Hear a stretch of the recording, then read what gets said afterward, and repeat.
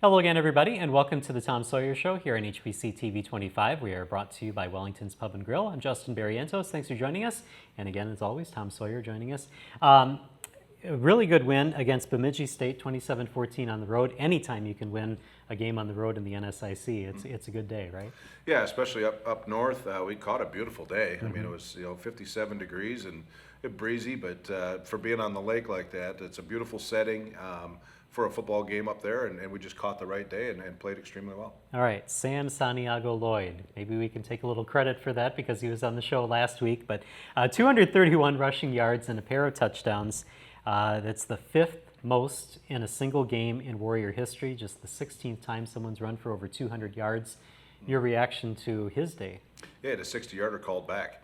Yeah, the first play of the game, and so he'd have been closer, obviously, to 300. But he played extremely well. I mean, he is changing our game, and just because of his tenacity, really. I mean, his yards after contact is extremely high. In fact, Paul Preston's working on that to see what it actually is, but it's got to be 100 yards of it probably, or close.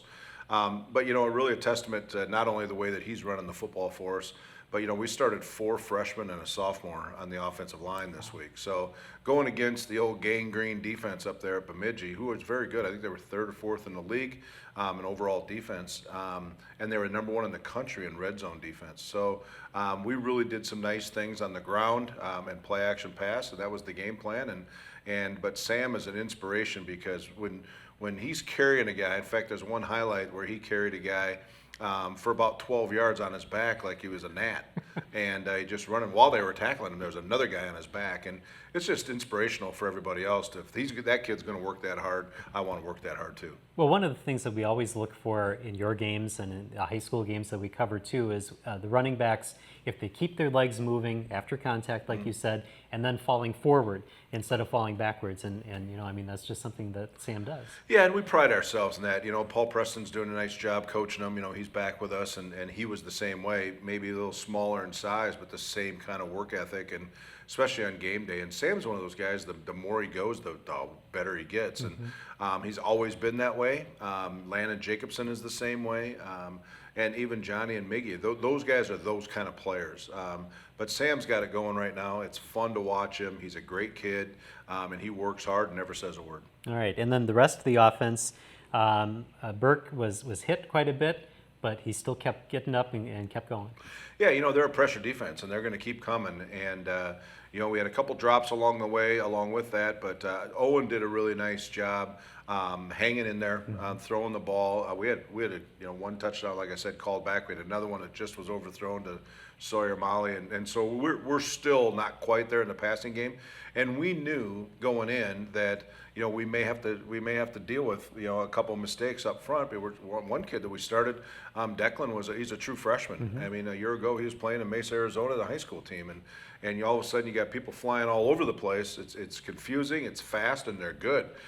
So we knew that there was going to be some mistakes, and we were okay with that. We had to live with it. It's part of being young. But I think when you look at the overall game in one shot, you can really see that we're developing some pretty young players. I want to ask, how much does the offense change when you're on the road because of the roster restrictions? I know that when you're home, you like to spread the ball out to a number of different receivers. Obviously, you can't take all of those receivers on the road with you. So how does the offense change when you have a smaller roster? I don't think it changes too much. Only thing that would change is during the game if somebody got hurt, right? Especially in the skill positions. But we really used our tight ends well this week. I don't think we change it for the game. It's more about having the right backup plan if something does happen. Backup plan for an O-line, backup plan for the receivers. We brought 8 receivers, so we still have quite a few with us.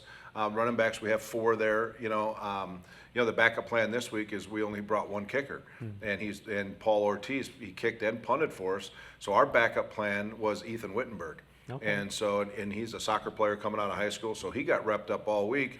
And just in case we needed him, he did a nice job, and he was ready to go. And fortunately, we didn't have to use him at this time. Let's talk defense because it was incredible defense, 5 interceptions by the Warrior defense of Bemidji State, including a one-handed by Nick Pridgeon, which was, I saw the highlights of that. That was pretty impressive. Yeah, when when Nick Pridgeon's healthy, that's why the NFL teams are here looking at him. But he dove, he kind of dove to his left, tipped it up in the air and caught it, kind of tipped it to himself. I mean, normal people can't do that. Right. I mean, he's just got an incredible athletic ability for how big he is, and it's nice to see him having fun and being healthy again. And it's been a year in process for that. But yeah, having 5 interceptions, and we scored on 3 of those possessions. So that's killer when you get a turnover and then you score on it to kind of really make it hurt. So our guys are starting to understand that momentum and how important momentum is, and we talked about it in the team meeting on Sunday, but it's really about that unit goes on the field, they get a turnover, the offense comes in, we got to put it in, and then the kickoff team's got to cover, and it just keeps building, and when that happens, it's kind of a tsunami of emotion, and that's what happened to us, especially early in the game. All right, can you kind of summarize the rest of the defensive performance from Saturday? Yeah, Richard Azuna started his first game at corner. Cole Moncton was down with a hand injury, and he came in. He had a pick and batted down a couple more and played really physical. They run a lot of bubbles, a lot of screens, and once we got that sorted out, he was instrumental in that. And Clay Scheffner played great. His first start too. So here's 2 again. Redshirt freshmen. I guess Azuna's a sophomore, but they're still young players that are out there really kind of in the first mix, and we didn't skip a beat. So next man up mentality really played out in this game. All right, I want to talk a little bit about special teams because Isaiah Hall was able to come back from an injury, and he played a key role along with Jake Blue in the return game. But Hall returned the opening kickoff 33 yards, and it seems like it's the record skipping because we talk about that all the time. He sets you guys up to succeed, and a big return this week. Yeah, it's awesome to get him back. He's pretty electric, and who are you going to kick it to? And in fact, they're 1 and 2 in the conference in kick returns. They're both averaging 29 point something, and they're also in the top 20 in the country. So you have 2 kids like that on your team. It really is exciting. Punt return, they had a pretty good punter, and their cover was pretty good, so it didn't get a lot of chance for returns there. But when you're starting the game out and you're plus 35-yard line or more, when they kick it off, if it's not out of the back of the end zone, these guys are probably going to bring it out, and we're all about it. It's like, those are scoring plays for us. Kind of a summary of the game in general. You were kind of ahead, I think most of the game, all of the game maybe. 13-7, Ortiz had a 35-yard field goal to put you up by that, and then Bemidji came back a little bit, but then you would score to take the lead. Was it ever in question during the game? Well, there's definitely some questions going on there because we knew how explosive they can be. And they were down, too, to their 3rd quarterback, and he still was pretty good. So they have some talent up there as well. Yeah, we scored earlier in the game. Like I said, we had Sam got a touchdown call back, and then a few plays later, Tyler Anderson scored the touchdown in the same drive. So it's kind of like, okay, here we go. But that was a big momentum piece for us. I don't think it was ever in question that we were going to lose. I think we knew they were going to come back because the last 3 games, they have come from behind and win the game late, including the last 10 seconds against Southwest. So we knew they weren't going away. All right, and then kind of talk about it. We kind of mentioned it a little bit, but Owen Burke's performance during the game. He completed 50% of his passes. Jake Blue had 4 catches for 54 yards. So the passing game. Yeah, the passing game I think was what we expected it to be, with some knowing that there was going to be some pressures. Like I said, we did have a couple drops even in the end of the first half. Kind of mismanaged the clock a little bit. We didn't get the ball spiked down quick enough, and we didn't get other bit of a 60-yard field goal. But at the same time, we did have a shot in the end zone where he made a play, and we just didn't make a play. But I know he'd like to have the interception back because one of the interceptions was he was scrambling, just didn't get it out of bounds, and the kid caught it. That was a nice play. But take those 2 turnovers away, and he really did play well. He managed it well with young kids in front of him, and people don't realize how important that is, trying to steer guys around. We're changing plays and doing all that, and they're running all over the place. So to manage the game, I thought was one of his best games. His abilities didn't come out as much, but he did exactly what we needed to do to win. All right, we're going to take a break here on the Tom Sawyer Show. When we come back, Trevor Oppedahl will be our guest right after this. With so many new items on the menu at Wellington's Pub and Grill, you're in for some tough decisions. 6 different salads, homemade soups, huge wraps, juicy steaks. the Well's own smokehouse ribs, and as always, the best burgers in town. See, we told you it wasn't going to be easy. Log on to wellingtonspubandgrill.com for daily lunch and evening specials. With so many choices for lunch and dinner, you can never come to this well too often.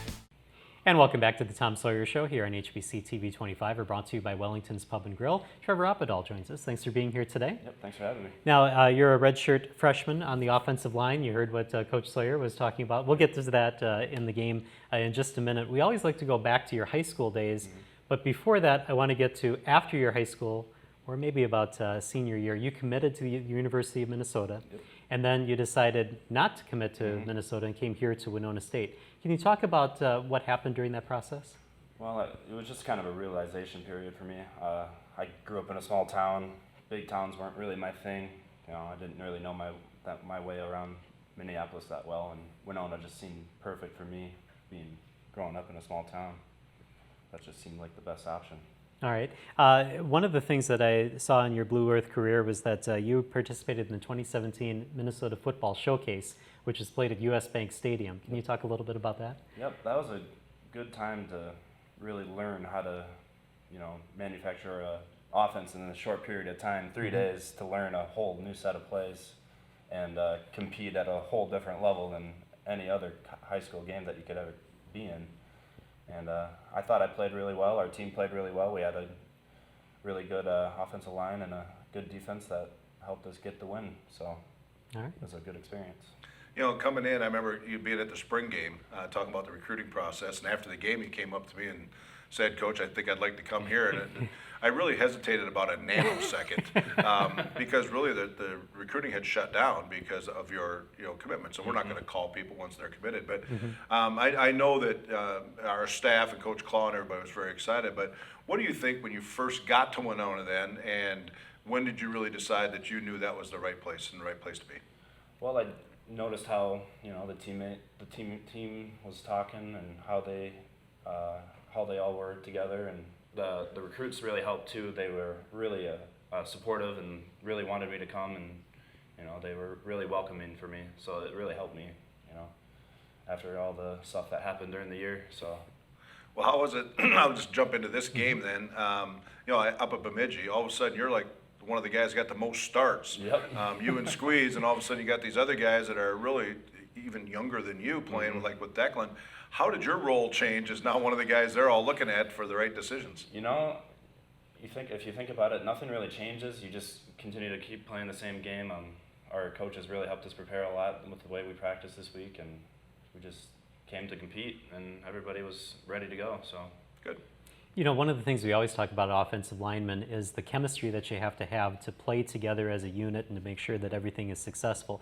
Do you feel you have that chemistry yet as a redshirt freshman, or is that still a process?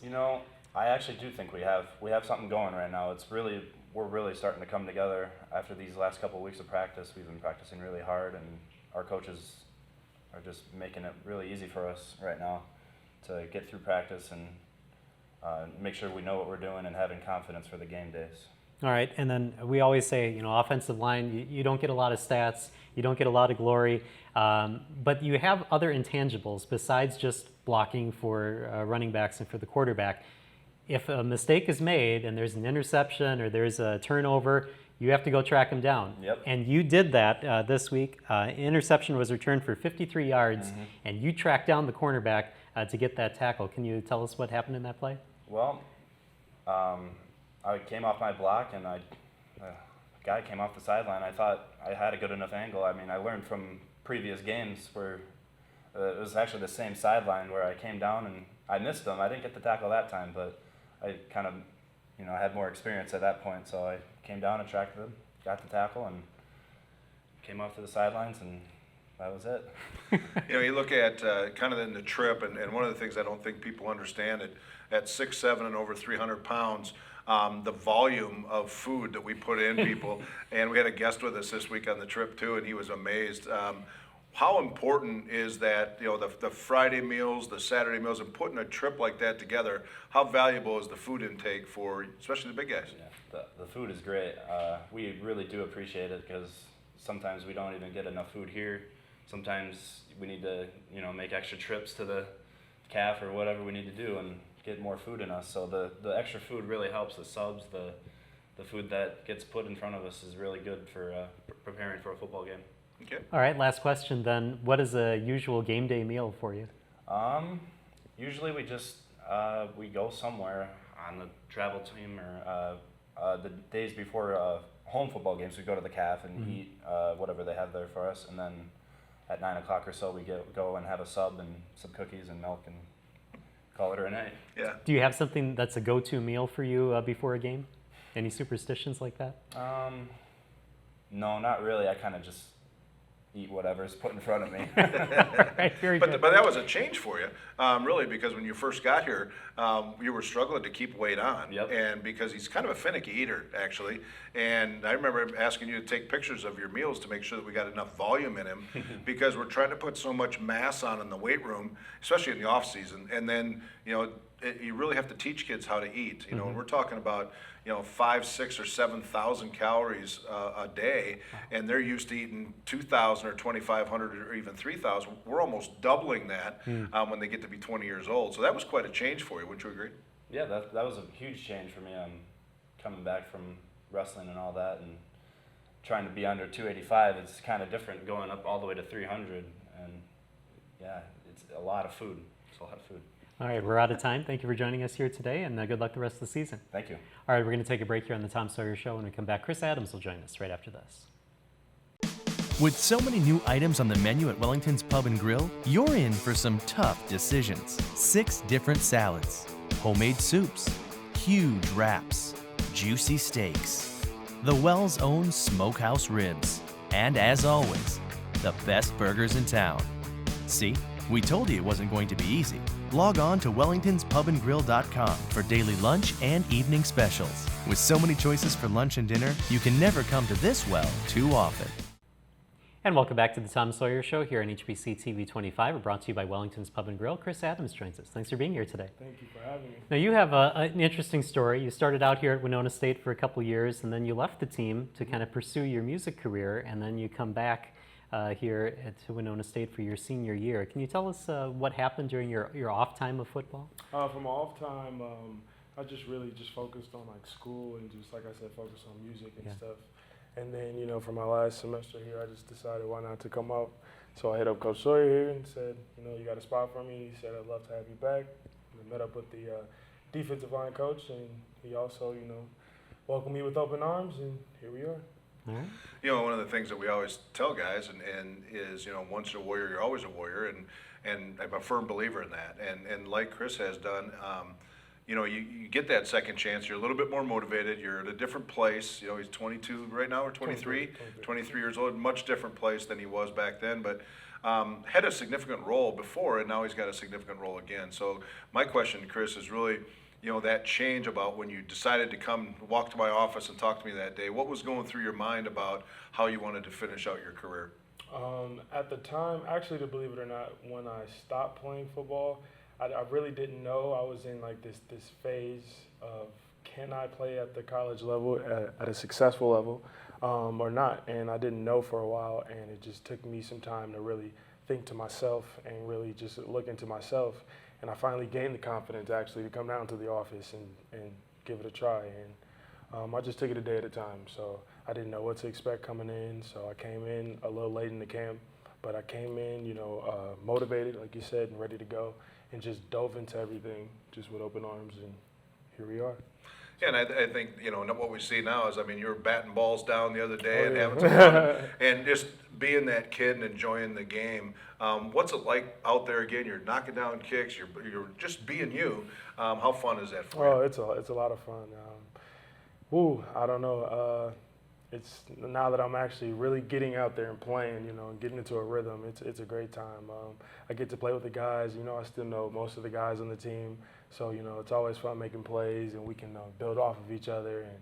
And, man, it's an experience that you'll never forget, So it's always, every time I come out for the games, actually, one thing I say is, I'm blessed to play the game again with the boys. So it's just a motto that always goes in my head. So, oh, yeah, I love it. Very cool. Upper Iowa game, you had 2 sacks. How special was that game to you? Oh, that game was it was really nice. the second sack, actually, the first sack was a good one. The second sack I had, believe it or not, I was locked up with the tackle, and I couldn't quite get off of him, but I seen the quarterback scrambling out, and I know that if my coach always tells me, we got to keep contained. And if you don't keep contained, you'll pay for it in practice. And so I just knew I had to keep contained, and I didn't know what to do. So last minute decision, I actually stuck a foot out and I tripped him. Got the sack. That's a great technique. We'll take it. So. The other part of it is in your singing, you do such a great job, got a beautiful voice, and you've sang the national anthem for us. You're going to sing it again for us on senior night. What's it like in uniform, being out there in front of 5,000-6,000 people around, surrounded by your brothers? What's that like, being able to perform at a different level? Oh, it's fun, When I'm actually performing out there, it feels like just another stage to me, So that's how I kind of try and look at things. And it's also funny when the other opponents see this big guy, coming out here, he's about to sing, what is he going to sound like? All right. And then actually to surprise people, wow, he actually sounds, pretty nice. He actually can sing. And so that's always fun. And then I actually go out there and hit some guys too, it's a total package kind of thing. So. All right, well, we're almost out of time in this segment. You were the first Warriors Got Talent winner, Oh, yeah. So congratulations on that. Can you sing us a little something to send us to the commercial break? Oh, sure. Sing some Stevie Wonder, why not? All right. Awesome. Oh, so long for this night I've prayed that a star would guide you my way to share with me this special day where a ribbon's in the sky for our love. If allowed, may I touch your hand, and if please, may I once again, so that you too will understand. There's a ribbon in the sky for our love. All right, thank you very much. Thank you. I'll give it a golf clap. Yes, exactly. That's We'll be awesome. back right after this. With so many new items on the menu at Wellington's Pub and Grill, you're in for some tough decisions. 6 different salads, homemade soups, huge wraps, juicy steaks, the Wells' own smokehouse ribs, and as always, the best burgers in town. See, we told you it wasn't going to be easy. Log on to wellingtonspubandgrill.com for daily lunch and evening specials. With so many choices for lunch and dinner, you can never come to this well too often. Get ready to rock the block. 4 top designers, 4 suburban homes. The renovation showdown is on. This is my turn. I don't like to lose. This is gonna be fun. I'm gonna crush the competition. It's time to rock the block. Rock the Block. Series premiere Monday, October 21st at 9 on HGTV. And welcome back to the Tom Sawyer Show here on HBC TV 25. We're brought to you by Wellington's Pub and Grill. Well, that's a tough act to follow. I don't know how we finish the show after that. No, I don't either. I feel bad just speaking after, Yeah, that, right, after that exactly. performance. But you're a musician too, right? Well, kinda. Yeah, we have a pretty musical family. I'm probably the least amount talented in with my sisters and my siblings, but yeah, I grew up playing the drums, and I was actually going to play with the band at homecoming. We got washed out in that one too, but yeah, I'm an old wannabe drummer. Okay, well, we'll move off of that. Then I do want to touch on what Trevor Oppedahl was talking about, and that's the food intake. Yeah. A lot of people probably don't even realize that that's kind of a thing and something that you have to kind of be concerned about. What are some plans that you have to have in place, especially on the road when you got to feed these guys? Yeah, it's a lot, and one is it's very expensive. We do have some individuals that help us with that because it takes a terrible toll on our budget. Mm-hmm. But you have to feed them, and when you got kids that are 20 years old and are 300 pounds, and you saw Trevor, there's not an ounce of fat on this kid. Yeah. I mean, he's just a huge man.